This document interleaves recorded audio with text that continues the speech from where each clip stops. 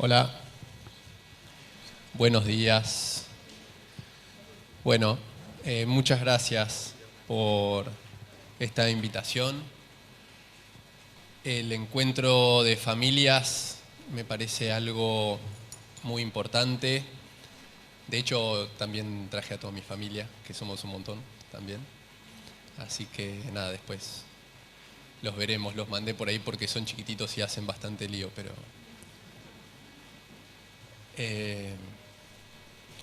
esto obviamente que es más una charla informal que algo académico, así que siéntanse libres para interrumpir. Obviamente que la idea es muy cortita, la charla mía creo que son 3 o 4 diapositivas y después lo importante es el espacio para las preguntas y para charlar.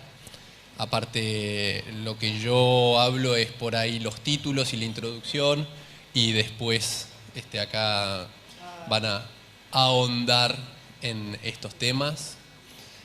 Así que después también combinaremos un poco, pero me parece lo más importante lo que decía Marcelo recién de la generalización a la individualización de todo, en todos los aspectos. Vamos a yo ahora hablar de la parte más general y abarcativa, por eso le puse problemas respiratorios neuromusculares.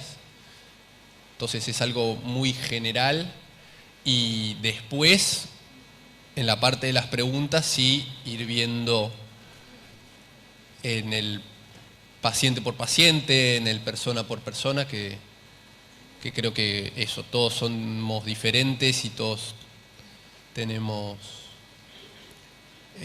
necesidades también diferentes. Ser racionales y individualizar, como decíamos recién. Esta primer diapositiva es de una charla que se dio este año, que la dio Verónica Aguerre del Hospital Garrahan, que por eso no saqué ni el logo.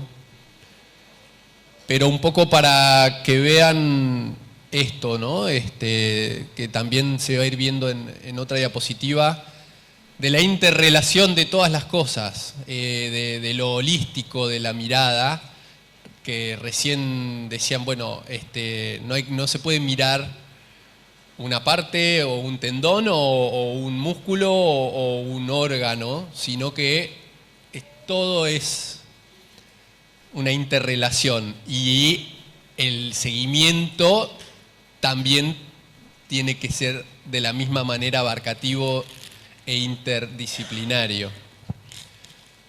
Lo que me compete a mí es lo respiratorio, entonces lo principal es la debilidad de los músculos respiratorios y esto puede traer una tos inefectiva, infecciones recurrentes, trastornos deglutorios, alteraciones musculoesqueléticas con escoliosis, disminución del volumen pulmonar.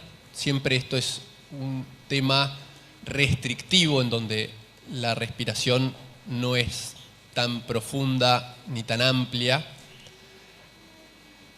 por afección del compliance de la caja torácica y de los pulmones, que traen a atelectasias recurrentes.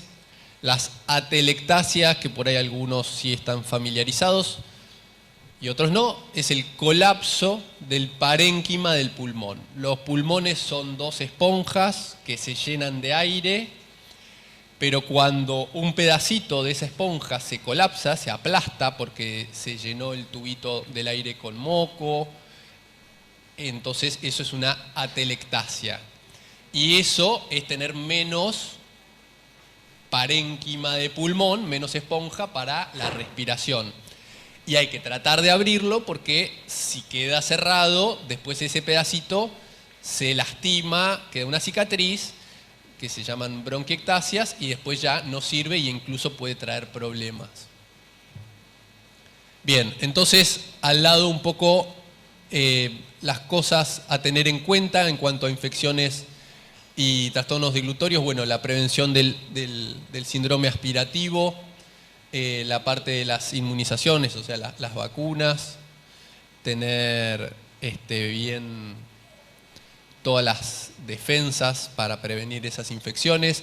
De la parte deglutoria, después a la tarde yo vi que hay una parte más de gastro que probablemente vaya a tratar más el tema. Obviamente que acá también lo vamos a tocar por esta interrelación. Lo digestivo y lo respiratorio están íntimamente relacionados. Digamos, acá están los dos caminitos, el de adelante es el del aire a los pulmones y el de atrás es el esófago al estómago. Entonces la relación es muy íntima. Las alteraciones esqueléticas, bueno, muchas veces obviamente requieren cirugías y fijación de las columnas, que recién también hablaban los traumatólogos. La disminución del volumen pulmonar, que probablemente hablemos ahora con la parte más de la rehabilitación, de lo que se puede hacer para volver a insuflar esos pulmones. Las atelectasias recurrentes y la tos inefectiva, lo que es el clearance, o sea, la limpieza de los pulmones y la asistencia de la tos, que hay distintas formas de poder asistirla, hasta dispositivos como Cough Assist para asistir la tos. Todo esto trae a un mayor trabajo respiratorio y a veces la necesidad de llegar a esto que dice VNI, que es la ventilación no invasiva, que es un aparatito que vaya tirando aire y ayudando a esta falta de llenado de completo de los pulmones que decíamos, porque a la vez es lo que hace que esto se mantenga limpio, se infecte menos y que la ventilación sea mejor. Bueno, esto obviamente no lo vamos a leer, tiene que ver con la evaluación del paciente, de todas las cosas que hay que tener en cuenta, de la historia, del examen físico, de los estudios de laboratorio y los gases para ver cómo está la CO2. Nosotros todos, cuando respiramos el aire, nos quedamos con el oxígeno que tiene el aire y liberamos el dióxido de carbono. Pero todos tenemos 40 de dióxido de carbono, por ejemplo, si nos sacamos sangre ahora. Eso en un buen intercambio. Ahora, si ese intercambio no es bueno, no es suficiente, ese 40 puede ir subiendo a 50, 60, y entonces eso nos muestra en los gases en el laboratorio, en una forma bastante temprana, que necesito alguna ayuda para poder mejorar ese intercambio. Bueno, hay imágenes, hay cuestionarios también para ver cómo duermo, cómo está la parte de la suficiencia respiratoria. También, bueno, hay estudios de función pulmonar que hay chicos que pueden hacer y chicos que no, normalmente porque es, digamos, decirle que sople y que el chico sople, entonces puede tener que poder hacerlo y a veces no se puede y tampoco es que sea algo que sí o sí haya que hacer. Eso también hay otros estudios funcionales más avanzados y la evaluación de cómo duermen y de cómo respiran cuando duermen, que es muy importante. También porque eso, 1/3 del tiempo, de las 24 horas, por lo menos, estamos durmiendo. Entonces, a los 30 años tuve 10 años durmiendo. Entonces es una parte muy importante a tener en cuenta por la cantidad de tiempo que significa y las cosas que pueden ir generándose en ese tiempo, que a veces pueden ser malas y que si se perpetúan después traen problemas también, no solo para la parte del sueño, sino también para la vigilia. Entonces, ¿cuáles son las claves de esto? Bueno, lo de la ventilación no invasiva está puesto primero por ahí porque es algo no tan generalizado y que me parece importante destacar y remarcar, pero igual de importante o más la parte de la limpieza y del manejo de las secreciones. Las secreciones se manejan obviamente con los músculos respiratorios y cuando hay falta de fuerza también va a afectarse la limpieza. Y ahí esto que decíamos de trabajarlo desde la rehabilitación, desde la fisioterapia, la kinesiología, con distintas maniobras, con distintos dispositivos, también con lo del air stacking y el manejo con el ambú, y a veces también con estos del cough assist o asistentes para la tos. La parte de fonoaudiología y de terapia de la deglución, que es muy importante, terapia ocupacional y rehabilitación, optimizar la deglución, obviamente que la fuerza va a depender del estado nutricional, mantener la movilidad, lo que recién se hablaba, es también muy importante porque cuanto menos movilidad tenga, menos se van a mover esas secreciones y entonces más se van a acumular y más problemas van a traer. Bueno, los pacientes que tienen condiciones especiales tal vez también requieran de cardiólogo, neurólogo, ortopedista, urólogo, psicólogo. Yo creo que todos necesitamos todo. Otras, acceso a los cuidados integrales o cuidados paliativos, que también a la tarde sé que estaba el doctor Nicolás Estico para charlar este tema. Esto me parece que está muy bien y es muy importante.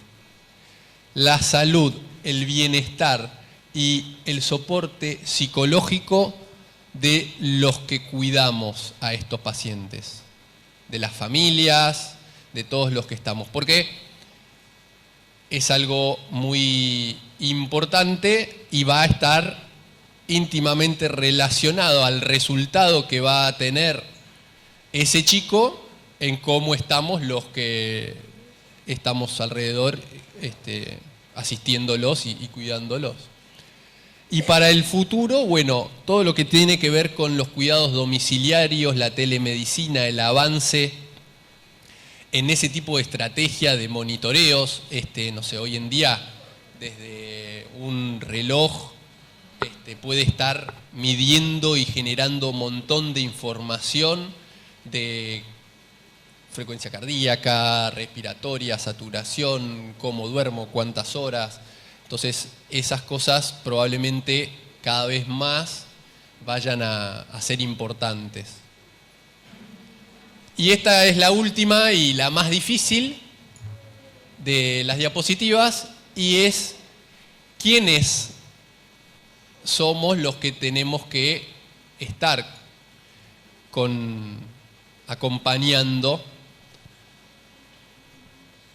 a estos chicos o a estos pacientes, que es la parte más difícil también, porque a mí me toca uno que dice ahí Respiratory Medicine, pero obviamente que son un montón, que tiene que sí o sí tener un coordinador en el medio, que puede ser un pediatra, puede ser un clínico, puede ser un neuropediatra, pero alguien que sea la figura que vaya a coordinar a todos los médicos o especialistas, kinesiólogos, trabajadores sociales, psicólogos, que vayan a estar al cuidado. Entonces acá dice, bueno, nutrición, fisioterapia, respiratory medicine, terapia ocupacional, servicios domiciliarios, fono y deglución, y alrededor dice cardiología, neurología, pediatra, obstetra, gastroenterólogo, ortopedista, cuidados paliativos o cuidados integrales, psicología, rehabilitación. Entonces, esto también tiene que estar en el marco de la parte del servicio social para tener acceso, de los servicios técnicos, de la que hablábamos recién de la telemedicina y de los servicios locales, porque obviamente que muchas veces uno, si bien también tiene un soporte en el domicilio, tiene que también tener armada una estructura con distintos niveles en cuanto a el servicio local y después un servicio, si requiero, de más complejidad de cómo y dónde moverme. Y listo, esta es la última.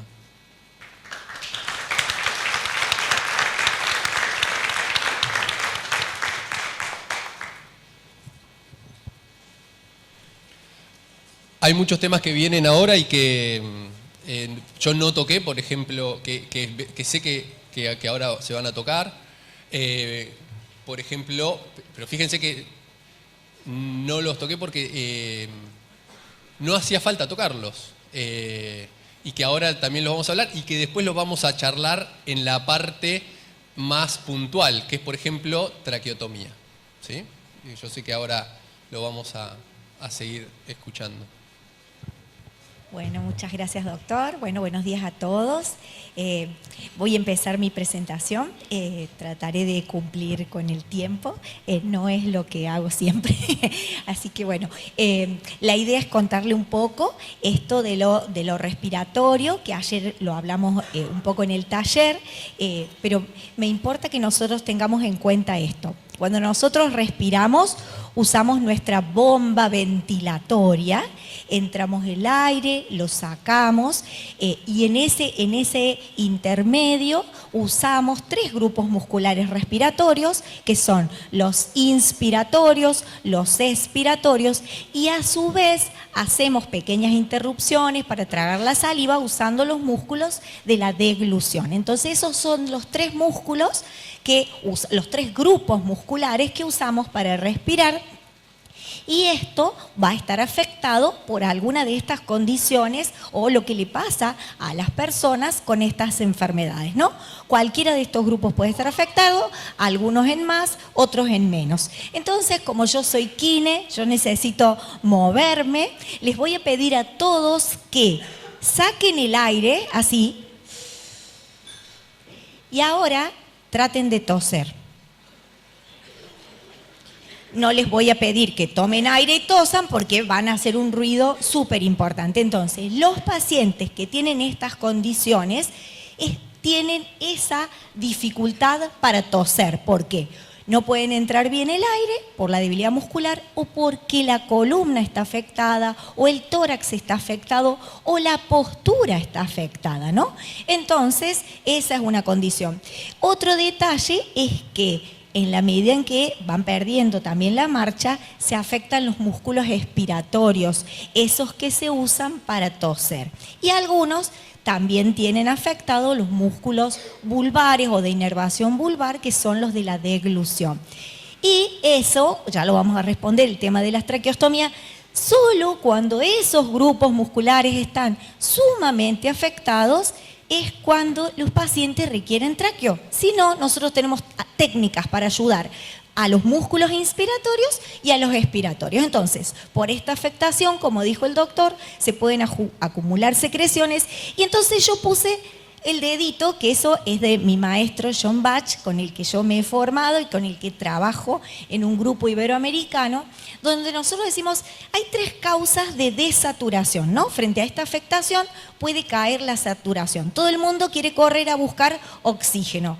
Antes de eso hay que tener en cuenta que en la mayoría de estos pacientes con afectación de los músculos inspiratorios, expiratorios o de la deglución, lo primero que se juntan son secreciones. Entonces, por eso hacemos el taller para enseñar a sacar las secreciones. Lo otro que le pasa al paciente es que le falta ventilar. Entonces, por eso usamos los dispositivos de ayuda nocturna o la misma bolsa de resucitación hace que se ventilen los pacientes y que se ventilen a diario. Por eso un programa de todos los días con simples insuflaciones cambia el pronóstico, evita que se enfermen y evitan que haga la neumonía. Para la neumonía, además de ventilarse, probablemente también ahí necesite oxígeno, pero nunca es una cosa sola. El oxígeno solo no le va a curar nada. El paciente necesita sacar el dióxido de carbono, por lo tanto va a necesitar ventilarse. Y si yo todos los días uso un dispositivo simple y lo ayudo a ventilar, probablemente con cosas simples lo mantengo al paciente saludable. Siempre va a depender, por supuesto, del tipo, la evolución. No hay una receta mágica para uno. Vamos viendo que adaptamos a cada uno de los pacientes, ¿no? Entonces, y la debilidad es tramposa. No nos damos cuenta, porque la mayoría dice, ¿cómo estoy? Bien. ¿Cómo respiro? Bien. Y porque nos vamos adaptando, nuestras condiciones musculares se adaptan a esa situación. Entonces, ¿qué hacemos? Nosotros vamos a proponer cuidados no invasivos siempre. Esos cuidados tienen que ver con el uso de ese soporte ventilatorio no invasivo nocturno, a través de diferentes interfaces o mascaritas, el hecho de trabajar la capacidad de insuflación máxima. Ahora tomen aire, tomen aire, tomen aire, tomen aire. Eso es capacidad de insuflación máxima. Nosotros lo hacemos natural cuando levantamos los brazos, cuando suspiramos. Las personas afectadas no tienen capacidad de insuflación máxima y eso genera todos estos trastornos respiratorios. Por empezar, juntar secreciones, no ventilar, es como siempre el mismo discurso. Entonces, el trabajo con la bolsa de resucitación es para eso, trabajar a diario la capacidad de insuflación máxima. Si puede colaborar, lo hace el paciente ayudando con el dispositivo y si no, hay formas pasivas. Ahora se los muestro rapidito. Y después nosotros trabajamos con una técnica que es la respiración glosofaringea, que esa no es específicamente para estas enfermedades, pero se las cuento. Uno trabaja con estos músculos. Y saca el aire, ¿no? Es una forma graciosa, pero con esa respiración... 2 minutos, bien. Con esa, ya me quedé sin aire. Con esa respiración, los pacientes pudieron salir de los pulmotores en la epidemia de polio. Bueno, sigo porque me quedan 2 minutos. Lo más importante entender es la tos manualmente asistida. Nosotros podemos asistir la tos comprimiendo el tórax y el abdomen y podemos ayudar con el dispositivo de asistencia mecánica, ¿no? Entonces, esos son los cuidados no invasivos que promovemos, ¿no? Entonces, ¿qué vamos a usar? Una bolsa de resucitación que va a ayudar con todo esto que les mencioné. Ventilo, se llama reclutar alvéolos, esos que se han colapsado, llenado de secreciones, con este dispositivo. Eso va a ayudar a entrar aire para poder sacar las secreciones. Vieron que si ustedes están desinflados, no pueden sacar las secreciones, entonces con la bolsa de resucitación lo hago, ayuda, y esto es súper importante, crecer el tórax y los pulmones. Los pulmones crecen porque el tórax le da lugar, pero sí porque les da un espacio. Si yo dejo que el tórax siga pequeño, los pulmones no se pueden desarrollar. Por eso es tan importante. También lo hacemos para mantener flexible el tórax en los adultos. En el niño que es diagnosticado lo comenzamos y lo hacemos siempre, y en los adultos, no importa la edad, se puede trabajar para mantener el tórax flexible, que es el que permite ventilar. Si yo tengo un tórax literalmente desinflado y duro, ¿cómo voy a usar un dispositivo para ventilarlo o hacerlo toser? Y eso favorece el soporte no invasivo, ¿no? Entonces es una cadena de trabajo que hacemos a diario, ¿no? Entonces, bueno, ¿qué necesitamos?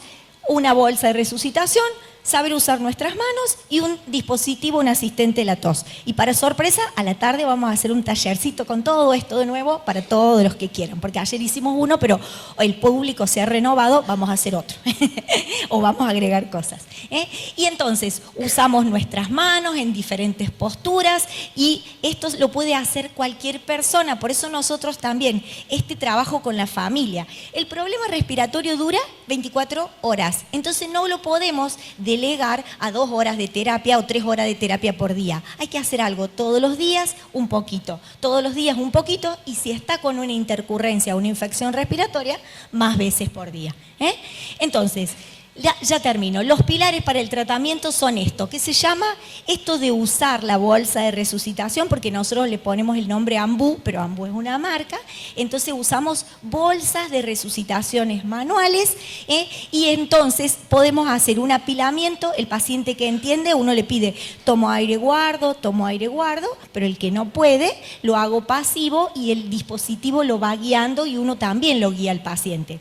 Esto que les decía, la asistencia de la tos, que puede ser con las manos o hay un dispositivo para hacerlo, los asistentes de la tos, el soporte ventilatorio, que se elige qué paciente y en qué tiempo hay que hacerlo, no es para todos, hay que ir viendo, ¿verdad, doctor? Y después, lo importante entender que nosotros vamos a trabajar sobre esto, el desarrollo de la caja torácica, evitar esas complicaciones que provoca la debilidad tusígena y tratar esa hipoventilación progresiva que va a la par de la pérdida de la movilidad, ¿no? Entonces necesitamos también una cosa simple como un saturómetro y si no un aspirador de secreciones, porque a veces ninguna de estas cosas alcanza y uno tiene que aspirar al paciente, que también ahí tengo consejos para dar específico a cada uno que me pueda preguntar, porque no es para todos, ¿no? Hay que tratar de promover una tos efectiva, pero a veces no se logra. Entonces, si uno tiene que hacer alguna otra intervención un poco más ruda en el paciente, hacerlo de la mejor manera posible para evitar el sufrimiento, ¿no?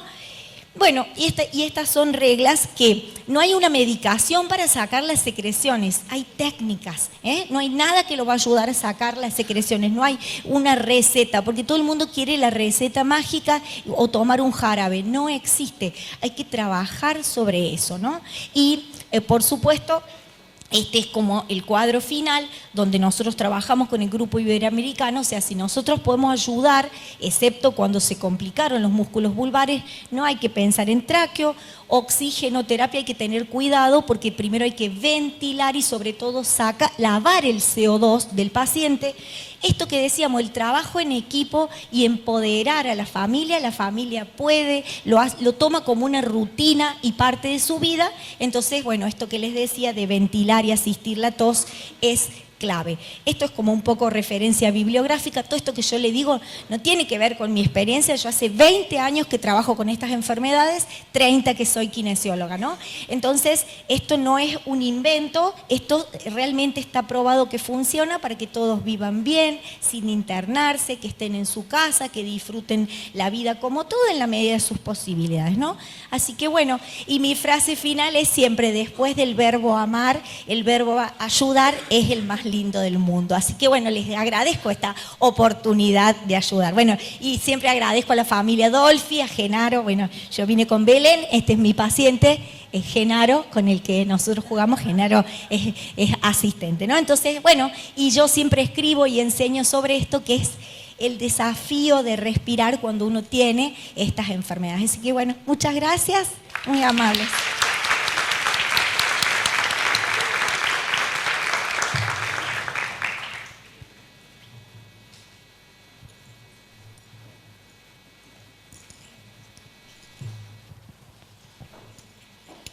Bueno, yo voy a tratar de recuperar los minutos, así entregamos a tiempo. Bueno, acá ustedes ven, esto es un trabajo que encontré y que me pareció sumamente interesante porque habla de un montón de síntomas que tienen los pacientes con leucodistrofias. Y si ustedes ven, en la columna del costado están los porcentajes en un grupo de 300 casos, en un hospital grande de Estados Unidos. Y ustedes ven que la mayoría de estos trastornos, que no los voy a leer todos, son cosas que tienen en mayor o menor medida casi todas las personas. Pero las personas que tienen compromiso neuromuscular tienen más. Ahora, veamos esta, que es la misma. Simplemente que los pacientes de ese grupo grande solo consultaban por estas al neumonólogo. Trastornos de glutorio, babeo y alorrea, aspiración, o demandaban una pregunta. A veces no era una consulta directa. Debilidad para toser, apnea y estas más severas, dependencia de oxígeno o ventilación. Es decir, todas las otras, trastornos del sueño, hipotonía, hipoxemia, neumonías a repetición, no necesariamente eran derivadas inmediatamente al neumonólogo o al equipo que trabajaba en estos trastornos. Y a mí me parece que eso es fundamental, porque si uno no llega a tiempo con estas cosas y no puede anticiparlas, la realidad es que estamos tarde. Todo esto que nos explicaron los colegas tiene que ocurrir tempranamente, cuando todavía hay una musculatura y una capacidad respiratoria adecuada. Entonces, temas, esto no de tratarse individualmente, sino en un equipo, que es lo que acaban de decir, el manejo de secreciones, la limpieza de la vía aérea y la respiración durante el sueño. Eso es fundamental, cómo se oxigena y se ventila. Esto creo que ya el doctor mostró algo similar, es como yo entiendo, me encantaría que esto ocurra en muchos lados, no siempre es posible, es cómo se asiste el modelo de atención ideal para cualquier enfermedad degenerativa del sistema nervioso central. En este caso nos toca el tema de las enfermedades de las leucodistrofias. Y entonces, como dijo él, para mí el centro es el paciente y la familia. Siempre tienen que ser ellos por esta individualidad de los síntomas. Después, por supuesto, hay alrededor un montón de especialistas. Yo marqué especialmente el neurólogo dentro de las especialidades que deben atender, las distintas terapias que deben intervenir.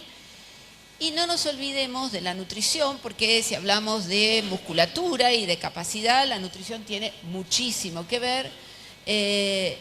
Pero por afuera de todo esto tiene que haber lo que hacen acá ustedes, los grupos de pacientes, la comunidad que se inserta, la educación y también cómo motivar a los organismos gubernamentales para que apoyen estas decisiones. Aisladamente ninguno puede. Acá les presento simplemente a modo de ejemplo un comité que se armó en nuestro hospital hace ya muchos años para el trabajo con enfermedades neuromusculares, y poco a poco estamos tendiendo a que también incorporen otras especialidades.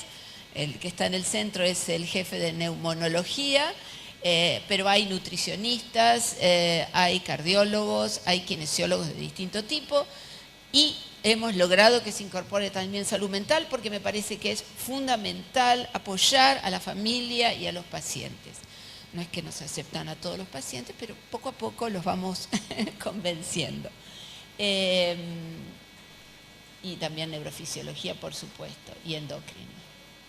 Es decir, que este grupo tiene como perspectivas contener al paciente, prevenir complicaciones, poder ofrecer los últimos tratamientos, en este caso en las neuromusculares, actualización del equipo, realización de talleres con pacientes y desarrollo, esto mismo, pero en un ámbito más hospitalario. Y también propender a estas actividades que son muy estimulantes. Bueno,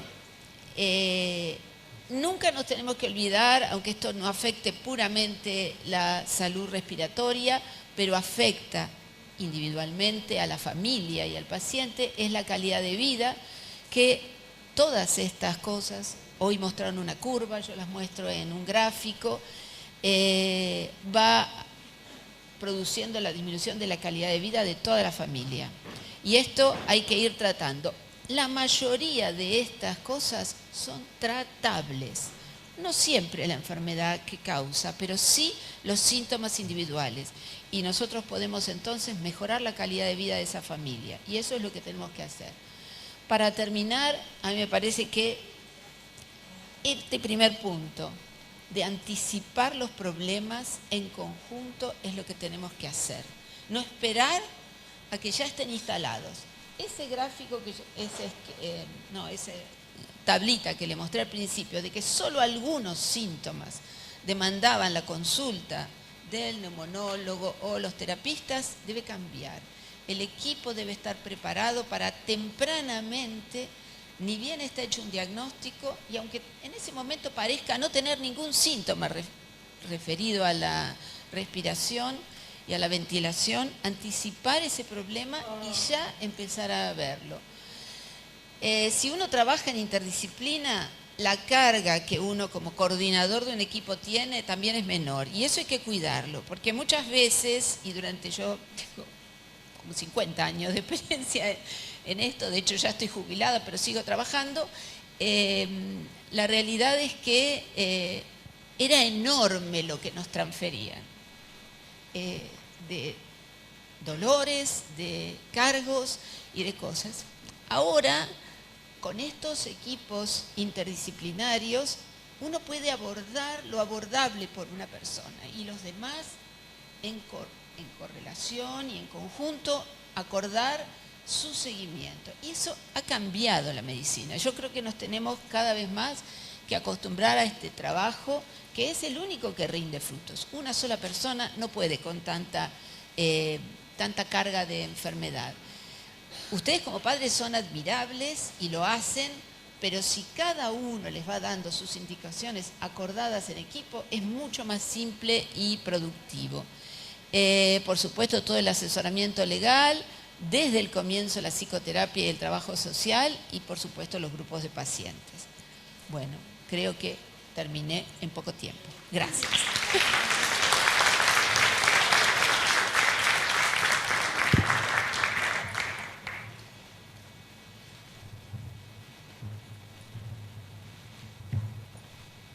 Vuelvo a agarrar el micrófono. Sí. Ya dejo este otro aparatito que molesta. No sé si pasar directamente a la traqueotomía, pero ustedes elijan.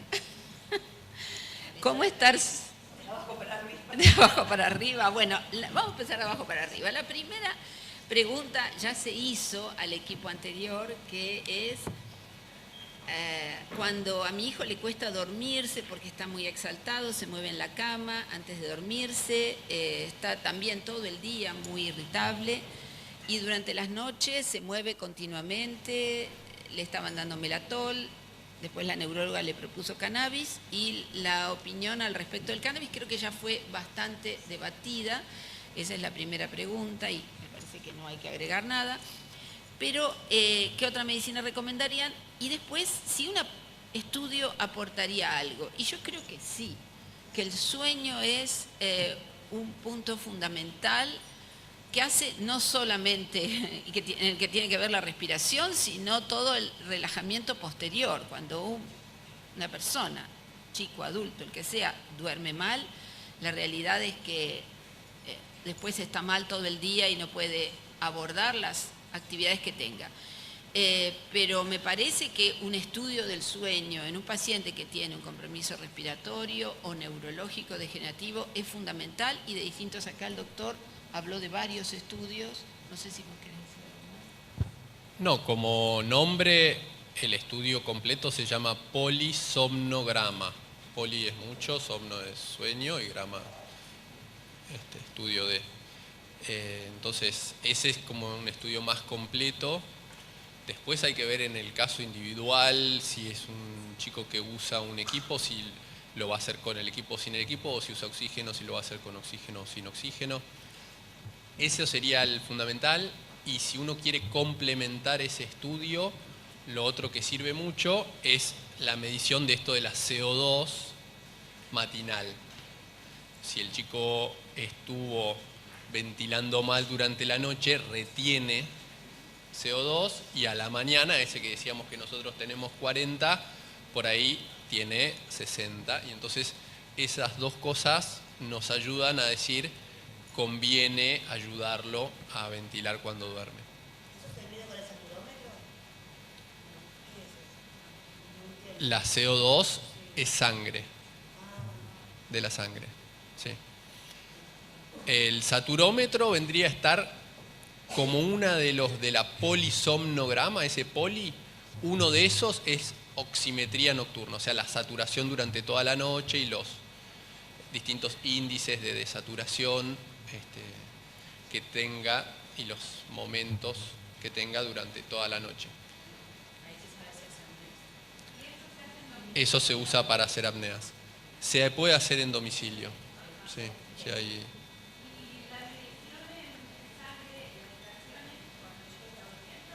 No.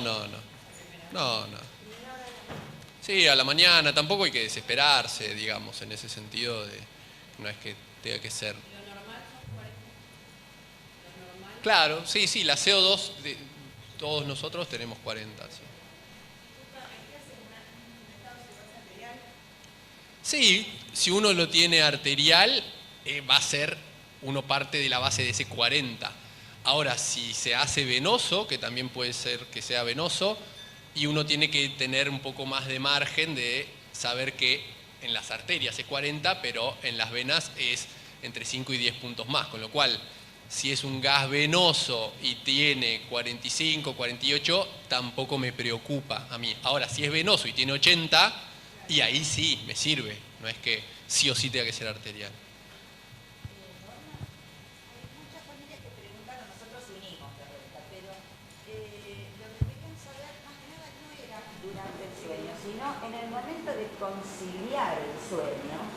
Los chicos empiezan como a moverse, a tener esos movimientos y repetitivos hasta que por ahí pasa 1 hora y media y se duermen. Una vez que se durmió, duerme toda la noche. Pero ¿cómo podemos ayudarlos en esa hora y media previa para que no haya tanto movimiento y puedan relajarse? Esto un poco tiene que ver con hábitos que se adquieren, hay toda una forma de conciliar el sueño y hábitos para conciliar el sueño, y es posible que aquel paciente que no tiene un buen control motor en general, y hablaron hoy el kinesiólogo habló de la neuropercepción, el ascenso de percepción. La realidad es que de golpe ponerlo en la cama para dormir es un acto único. No, es una preparación que requiere que el cuerpo vaya entrando en relax, que se vaya quitando estímulos inadecuados, que el cuerpo pueda relajarse. El agua nuevamente es baño caliente que permita esa relajación. Y por supuesto, en ese paciente individual habrá que ver si tiene movimientos. Hay muchos movimientos que son generados por movimientos que son de reposo.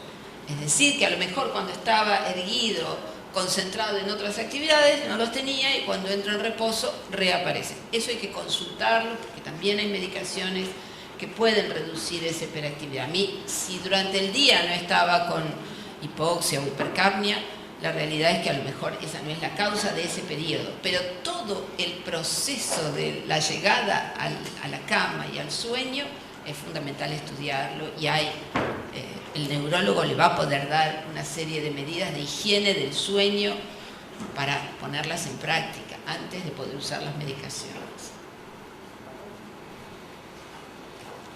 Sí.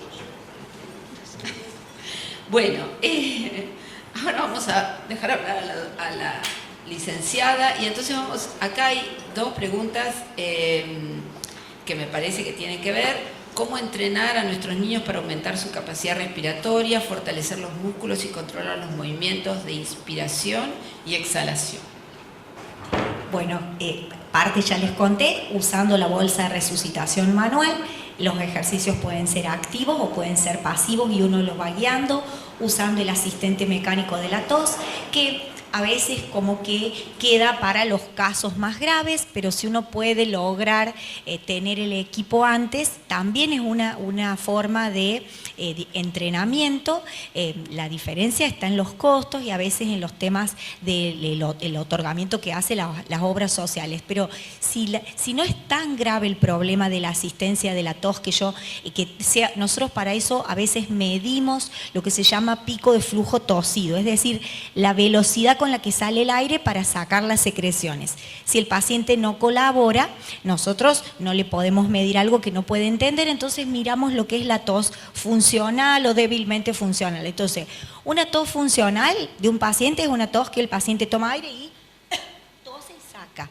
Una débilmente funcional es un paciente que tiene dificultad. Entonces, un paciente que todo el tiempo tiene esa dificultad, probablemente use mejor un asistente de la tos.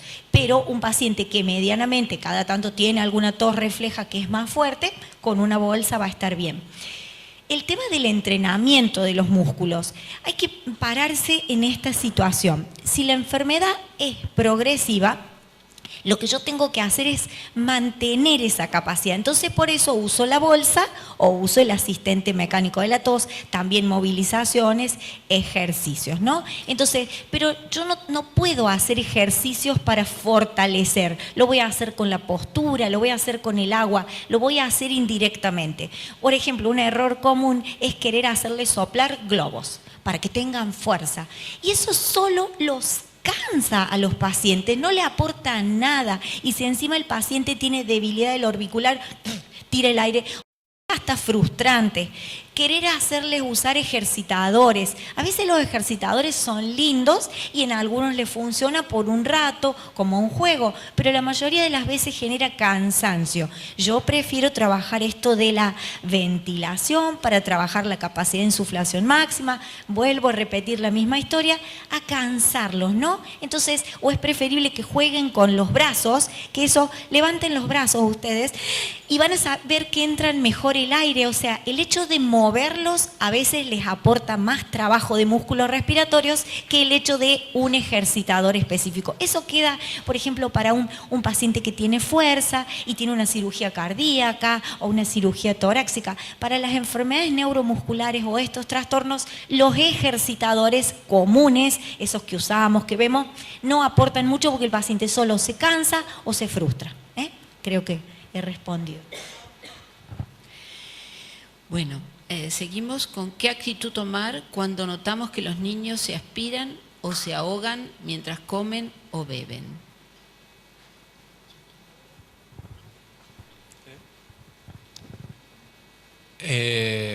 Bueno, yo decía de la íntima relación entre lo digestivo y lo respiratorio y que acá arriba se juntan los dos caminos y de ahí se tiene que ir o para un lado o para el otro. Y eso es lo que maneja la coordinación de la deglución, que es un mecanismo muy complejo y que muchas veces puede fallar en cualquier estado neurológico, incluso a nosotros nos pasa todos los días. Entonces lo primero y más importante es desobstruir. Entonces, dependiendo con qué se haya obstruido, y esto vale para cualquier persona, son las distintas maniobras para desobstrucción, que son esas maniobras de Heimlich, que se llama, que si es un niño pequeño se lo da vuelta y se lo golpea, y si es una persona grande se lo agarra desde atrás, y está consciente, se lo agarra desde atrás y se hace fuerza, haciendo la presión acá justito debajo de las costillas, que es debajo del apéndice sifoide, como para hacer presión en el estómago, esa presión sube para el esófago y se desobstruye. Igual estamos siempre hablando de la vía digestiva. Y lo tercero, que es cuando ya perdió la conciencia, es lo mismo, pero con la persona que está acostada. Entonces, lo primero es saber con qué. Y lo segundo es ir dándose cuenta de la recurrencia o de qué es lo que, si está pasando algo más. Porque si está pasando muy seguido, bueno, uno se aspira más fácil los líquidos que los sólidos. Y en el camino todas las consistencias. Entonces, es más fácil para deglutir una consistencia de un puré, de una gelatina, de un yogur, que del líquido. Entonces, si estamos teniendo problemas, y con los líquidos voy a tener problemas. Entonces, es lo primero que tengo que cuidar o espesar y tratar de no aspirarme con los líquidos. Por ejemplo, tomar el líquido acostado sería la peor idea. Estar sentado, estar en un momento donde estoy bien conectado, ahí sería un mejor momento. Después, en cuanto a lo respiratorio, la vía respiratoria lo único que le gusta es el aire. Y cuando entra cualquier cosa que no sea aire, no le gusta. Entonces, si puede toser, tose para tratar de sacarlo para arriba. Si no puede toser tanto o si lo que se está aspirando le gana a ese mecanismo de defensa que es la tos, entonces va a llegar a los pulmones. ¿Qué va a hacer? Va a ser moco, más moco, porque el moco con los pelitos que barren para arriba va a ser la forma de limpiar. Hay todos mecanismos de defensa de macrófagos alveolares que van a tratar de capturar eso que me aspiré. Ahora, si eso supera a esos mecanismos de defensa, y se va a producir una neumonía aspirativa, por ejemplo. Y esos son eventos que uno tiene que tener registro y que, bueno, consultar, como decíamos recién, y ver qué tan frecuentemente están pasando, porque por ahí hay que tomar alguna medida para que no pasen. Una cosita que quería agregar de lo anterior, de lo de la CO2, que no es solamente que te va a hacer sí o sí el de la mañana, si le van a hacer un laboratorio para medir no sé, un tratamiento que está teniendo, o porque justo le toca, porque endocrino, se puede pedir también que le hagan gases y ver la CO2 venosa de ese momento. Eso también sirve, suma, porque eso, si está muy elevado ya me va a estar hablando de algo.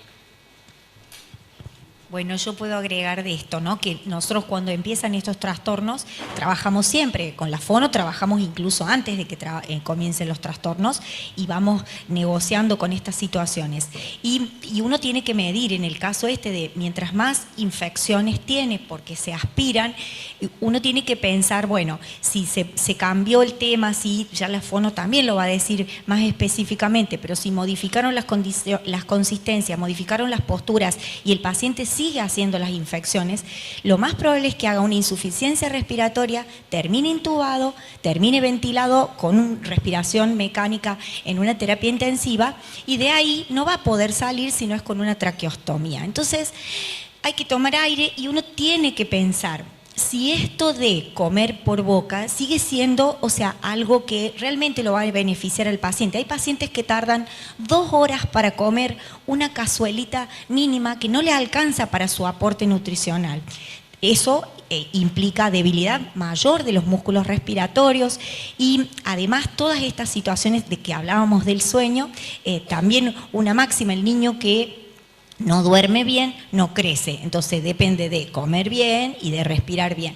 Entonces esto a veces de negociar algunas vías de alimentación alternativa para cuidar lo respiratorio. O sea, es de la fono y lo conversamos, lo consensuamos con la fono, pero a veces una forma alternativa, una sondita y tratar de preservar el tema de que pueda toser y de ayudarlo de esa manera. A lo mejor la sondita solo es para darle líquidos porque no encontramos un camino, ¿no? Entonces es muy particular, es muy personal. Y si no, algunos otros pacientes hay que pensar en otra situación que va a hablar la parte de deglución, pero uno tiene que, no, como dice el doctor, no puede negociar con las enfermedades de la vía aérea o estas infecciones respiratorias, porque tristemente, si no, insuficiencia respiratoria, y ahora vamos a responder a la otra pregunta.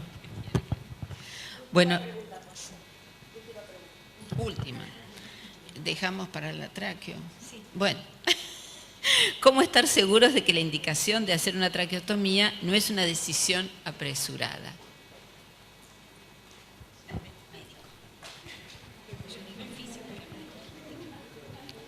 Bueno, en realidad la pregunta es muy capciosa, digamos. En realidad, si la primera vez que veo a alguien le digo de hacer una traqueotomía es porque está en una terapia intensiva, ventilado hace más de un mes. Y que se trató de extubar y que fracasó la extubación porque o no tiene fuerza o algo se lastimó. Entonces, esa es la única indicación en la que la primera vez que lo veo, le digo, es más, la primera vez que lo veo probablemente sea con los terapistas decir, bueno, intentemos hacer una extubación bien, con él en las mejores condiciones, si es que ya está con un respirador bajito. A veces ni siquiera, a veces la infección respiratoria o el problema respiratorio ni siquiera está controlado y ya el terapista sabe que va a estar un mes más ventilado, y estar 2 meses ventilado es tener el tubo puesto, cada vez tener más problemas, con posibilidad incluso de lastimar la laringe, y ahí sí es mandatoria la traqueotomía y y no tiene ningún gris esa indicación. Después, el resto es todo grises. El resto, apresurado, significa que no tuvimos una buena relación médico-paciente, comunicación, tiempo, agotado las distintas instancias, evaluado las inquietudes, las preguntas. Creo que eso es lo que hay que tomarse antes de tomar decisiones para no ser apresurados. ¿Un paciente con traqueotomía puede generar neumonías igual a la infección? Sí. Ustedes piensen, por ejemplo, la traqueotomía es hacer el agujerito acá en la tráquea y poner una cánula de plástico que hace que el aire entre y salga por acá. Pero el aire también puede seguir saliendo por arriba y la saliva, por ejemplo, que si se estaba aspirando y estaba yendo por el caminito de adelante, también puede seguir aspirándose. Entonces ahí es donde uno dice, sirven esto de tener una cánula de traqueotomía con un balón. Entonces a la cánula de traqueotomía se le agrega un balón que se infla y de la tráquea, la cánula sin balón ocluía el 30-40%. Entonces el otro 60% te seguías aspirando. Ahora, de la cánula con balón y ya se obstruye el 80%. Pero sigo teniendo un pequeño porcentaje en donde me puedo seguir aspirando. ¿Sí? No es que se... ¿La sonda nasogástrica que genera? Bueno, tratemos de como no mezclar la vía digestiva y la vía aérea en un momento. Y después sí mezclar, porque también estamos diciendo de ver en forma holística. Pero digo, una cosa es, porque a veces por ahí anatómicamente es difícil de que tener bien en la cabeza y pensar. Una cosa es, en este sentido, la vía aérea, en donde yo acá voy a hacer, lo primero que tengo acá es la tráquea, lo primero que yo toco acá es la tráquea. Atrás de la tráquea está el esófago, ¿sí? Entonces, la vía digestiva está por atrás. Acá arriba se comunican las dos. ¿Qué pasa? Después va a venir la parte de gastro y probablemente podamos hablar de la sonda, pero si yo tengo una sonda que viene por la nariz, entra al esófago y se va al estómago, entonces también hay caminos que no están en su manera más natural. Por ejemplo, la sonda nasogástrica, en este caso, que está dentro del estómago, mantiene abierto el esfínter esofágico inferior, predispone al reflujo. Yo tengo reflujo hasta acá arriba y me puedo aspirar ese reflujo al pulmón y tener más problemas aspirativos relacionados a tener una sonda. Pero ¿qué pasa? Como decía recién Cecilia, si con los líquidos me estoy aspirando, y prefiero toda la vida tenerlo por sonda. Ahora, si yo pienso que lo voy a tener durante larguísimo tiempo, y prefiero tener un botón de gastrostomía y no una vía. Es más fisiológica y natural el botón de gastrostomía que tener la sonda que va todo por el camino. Ahora, si es para algo temporal, para un tiempo, por algo que pasó, tener la sonda también es una alternativa. Y con respecto a esto, o sea, la neumonía provocada por tener una sonda tiene que ver más con la falta de limpieza. Casi todos esos cuadros tienen que ver con la falta de implementación de protocolos de limpieza de la vía aérea. Y con respecto a la tráquea, opino lo mismo que el doctor.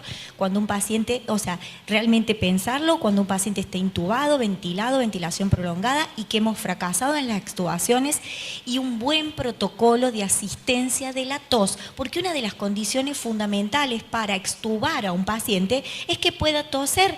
Nuestros pacientes no tosen, nuestros familiares, nuestros hijos no pueden toser. Entonces, se extuba, protocolo de asistencia a la tos, protocolo de ventilación y recién ahí vamos viendo. Y si no queda otra, y bueno, harán la tráqueo porque a veces no queda otro camino.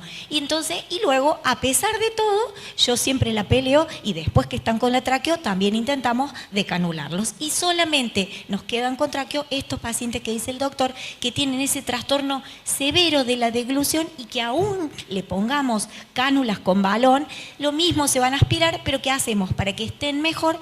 Protocolo de asistencia de la tos a través de la traqueostomía. O sea, conmigo no van a negociar no asistir la tos. La tos se asiste siempre. Y sobre todo una máxima que dice el doctor De Vito, que lo debe conocer el doctor. El doctor De Vito dice, no podemos aprender a nadar cuando nos caemos al río. Entonces lo respiratorio se trabaja desde temprano, enseñando y aprendiendo, porque a medida que perdemos las capacidades, lo mismo los músculos recuerdan cómo lo podemos asistir. Entonces, a pesar de que se pierden funcionalidades, uno los mantiene y los pacientes pueden estar bien. ¿Había una pregunta? Última. Cuando se habla de protocolo de asistencia, qué importante es hacerlo a los demás.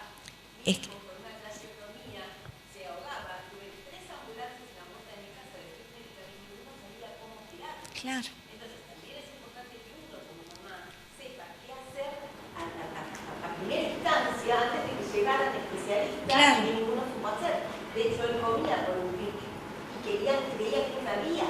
Sí. O sea, hay un montón de cosas que sabemos más nosotras como mamás Claro. que el especialista que llegó. Por eso yo les decía... Tanta asistencia a nosotros para Claro, por eso les decía, y esta es la importancia de hacer los talleres, empoderar a la familia, que sepa la familia, porque el problema respiratorio dura 24 horas y no se puede limitar a las terapias, ¿no? Sí, eso lo digo y por eso lo enseño y me gusta esta oportunidad de poder enseñarles a todos, entonces sé que con eso van a prevenir un montón de problemas o van a saber cómo manejarse.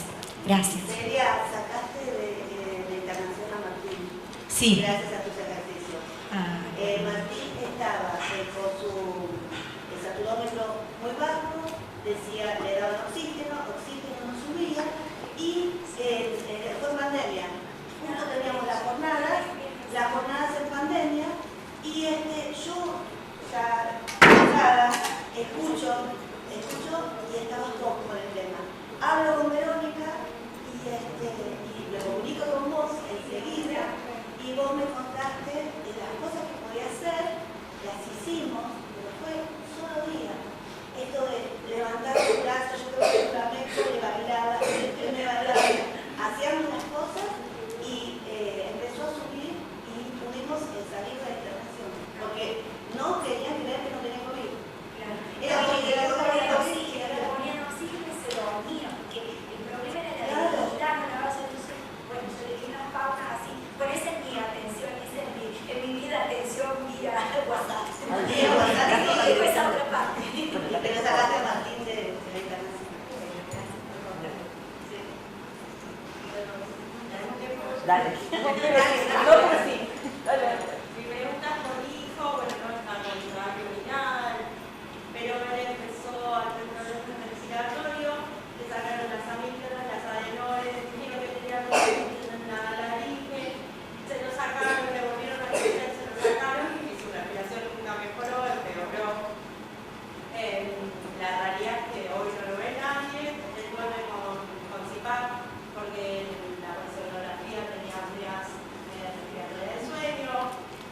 El CPAP hizo que convulsione menos, se ve que la falta de oxígeno que tenía le daba muchas más convulsiones, mejoró las convulsiones, pero la respiración no, todo el tiempo se ahoga, sobre todo con lo líquido. Tiene que necesita todo el tiempo como hacer una pequeña docecita como para acomodar su garganta. Entonces, bueno, veo como mejora su posición, su escoliosis, cómo se va torciendo, pero la verdad es que hasta el momento nadie me dijo cómo seguir, qué hacer, porque sí, vuelve con el CPAP, mejoró las apneas, mejoró las convulsiones, pero en cuanto a lo que es las vías respiratorias, aún ya habiéndole sacado todo, ya cada vez peor. No, lo que acá me comentaba Celia es de lo del CPAP que decía recién, es la presión continua en la vía aérea, digamos, el aparatito que decíamos en casa de la BNI, pero que hace... Entonces estabiliza a la vía aérea y disminuye el trabajo respiratorio. Pero hay otra modalidad de ventilación no invasiva que se llama BiPAP, que es por tener dos niveles, B-level, en donde vos tenés, como decíamos antes de lo de una presión inspiratoria y una presión expiratoria, donde eso es más parecido a cómo respiramos nosotros normalmente, que incluso también, bueno, se puede manejar con otros modos ventilatorios, no solo por lo de las presiones como decía recién, sino también por volumen. Por ahí es algo que fácilmente se pueda primero pensar y probar. El modo ventilatorio. Entonces, primero ver si el equipo que tenés, porque la gran mayoría son equipos que pueden servir para distintos modos ventilatorios, por más que sea que vos ahora estés dándole CPAP, por ahí el mismo equipo se le cambia con un botón el modo y pasar de CPAP a distintos modos ventilatorios. Y segundo, ir titulando esas presiones para ver que ventile bien. Y bueno, esto probablemente si hay alguien que vea la parte de vía aérea, de kinesio o de médico en casa, se puede probar.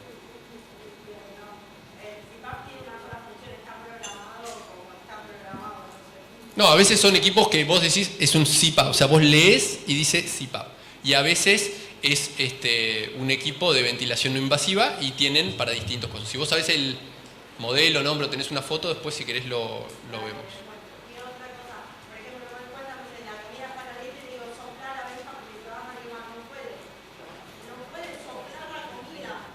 Y si no, es cuestión de pedirlo, perdón, lo del equipo.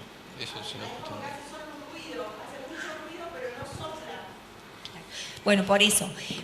Entonces, el CPAP solo para graficarlo, abre la vía aérea. Probablemente necesita algo que asista a la ventilación, por eso cambiar o el equipo o la forma de ventilarlo, ¿no? Claro, el neumonólogo. Tiene que ir a un neumonólogo para que le vea esta situación. Claro. Sí, un neumonólogo, doctor. Sí. Yo creo que lo primero que haría, o que es algo que se puede hacer hoy a la noche, es eso, o sea, ver qué equipo tiene. Por eso cuando veíamos la parte de domicilio era tan importante, porque en realidad el que esté en domicilio vendría a ser la primera persona y lo más fácil para tratar de hacer este cambio. Y después de asistirle la ventilación con la bolsa, o sea, él solo no va a poder soplar, pero si vos le das aire, luego sí. Entonces también hay que ver qué cosas puede hacer, ¿sí? Claramente el problema no es de la vía aérea, sino que de todo el sistema y de la bomba ventilatoria. Entonces, ese es el enfoque, ¿eh? Pero si tenés el equipo, yo también te ayudo con eso, con el don. Gracias. Bueno, damos por terminada esta sesión. Por favor, nos tenemos que ir. Gracias.